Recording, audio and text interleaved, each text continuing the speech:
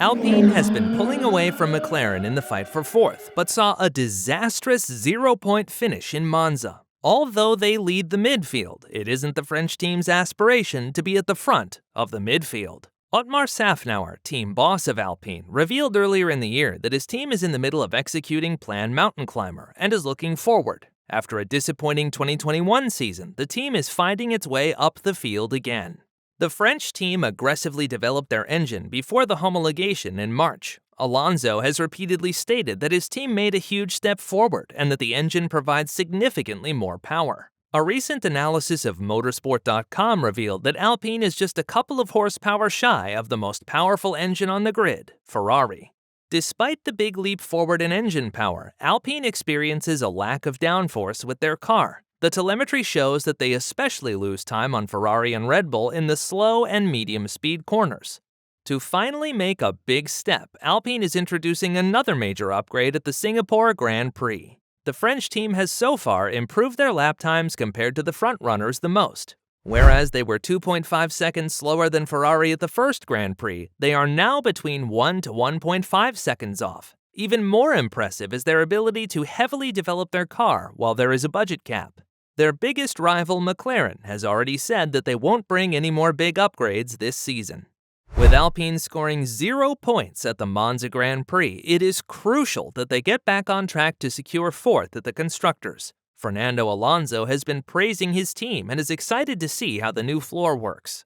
But where Fernando is excited, others wonder whether the Spaniard made the wrong choice of leaving the French team at the end of the year. So how does Alpine's downforce boasting floor work? How much time gains will it give them? How can Alpine still afford to update their car? And did Alonso make the wrong choice of leaving the team? Let's find out. The A522 race car has proven to be the most consistent competitive car of the midfield. Ocon and Alonso are often found in the top 10, and if it wasn't for a disastrous strategy at the Canadian Grand Prix, Alonso had a good chance of fighting for a podium place. The biggest issues at the beginning of the season were all engine-related, but as Alonso stated, "I'd rather have a fast but unreliable engine than a slow and reliable one." However, Alpine quickly got their technical issues under control, but saw a setback in Monza when Fernando had an ice problem. Despite the technical issues, Alpine manages to quickly develop the rest of the car. They have introduced the most upgrades next to Red Bull and are bringing another significant upgrade to Singapore, which sees many slow and medium-speed corners. The French cars have seen a huge advantage in top speed this year, but failed to produce enough downforce to keep up with the front-runners on most tracks. Technical director Matt Harmon was asked by F1.com whether the upcoming updates would be the last. "We will carry on with updates on the car for the rest of the season. We still have the financials to do that, and we still have ideas." It is impressive to say the least that Alpine still has the financial room to bring upgrades. Mercedes and McLaren has recently admitted that no more major upgrades will be introduced this year due to the budget cap. When Toto Wolff was interviewed by RacingNews365.com, he said, "It is what the FIA wanted."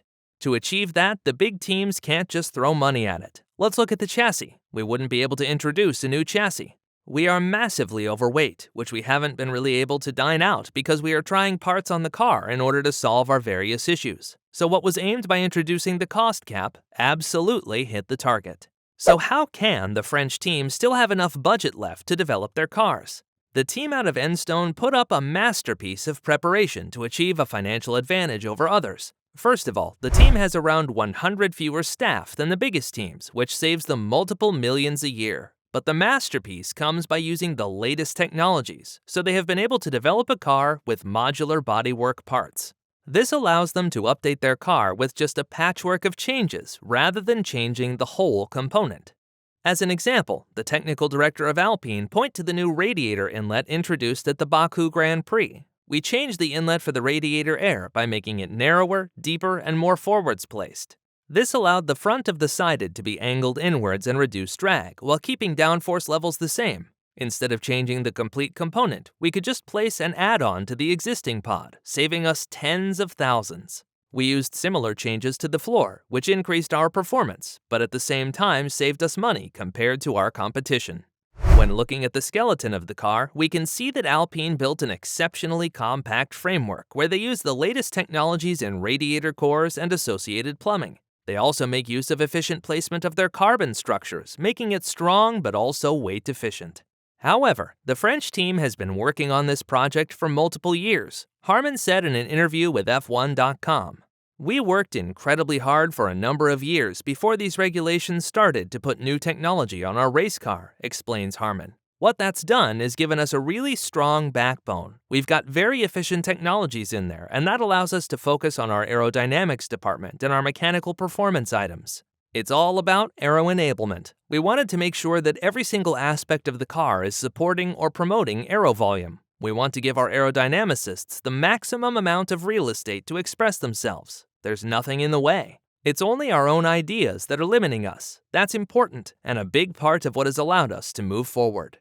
But how exactly does the new high downforce floor work? Pat Fry, Chief Technical Director at Alpine, explained, "We are bringing an entire new floor to both cars this weekend, which will also carry over to Japan for the next race. Visually, on the surface, it's not much different to the previous version, as most of the developments are underneath. It should bring a reasonable step in performance, though. At recent races, we've managed to bring a strong set of developments to the car, and they've all worked as expected. We have some more upgrades to bring this season before we begin to wind down by Austin at the end of October," Fry added. Everyone at Enstone has worked exceptionally well on meeting targets for developments, so credit to everyone involved for their hard work. The new floor sees a different placement of wings to guide the airflow and increase the vortex suction underneath the car. Earlier in the season, the team's chief technical officer, Pat Fry, explained why they specifically work on improving the floor. A front wing is the most expensive aero development part. If you replace the whole wing, you're up to €100,000, so you think twice about whether a modification is worthwhile. If a new profile in one part of the floor brings you more benefit, you'd go for the floor. The predicted improvement in the lap time is calculated against the costs. We get back a factor of 10 more on the floor than on the wings. So how much time gain does Alpine expect from this upgrade? Insiders stated that Alpine expects a 2 to 3 tenths gain from this upgrade and should put them back on top of the midfield and even decrease the gap to Mercedes. Even Alonso was quoted to be excited about this upgrade package. The whole team have been working hard on a new upgrade package for this race, so I'm excited to see what it produces. With Alpine so heavily developing their car and using state-of-the-art technology to create a competitive cost advantage, people start to wonder more and more whether Alonso made the right choice to go to Aston Martin next year. Fernando stated that Aston Martin almost completed their infrastructure and state-of-the-art resources to heavily develop their car. Dan Fallows, chief technical engineer at Aston Martin, stated that they are already focusing all their resources on the 2023 car and that they hope to make big progress next year. He continued by saying that his team sees hundreds of points to improve their car and that they are convinced that they are much more competitive in 2023. However, he also mentioned that it will take years to close the gap to the front runners and not months. At 41 years old, many wonder how many more years Alonso has ahead of him. Nonetheless, Alpine's development program is impressive, and we shouldn't be surprised to see them close the gap to Mercedes before the end of the year. Do you think they can close the gap to Mercedes? Let me know in the comments section below.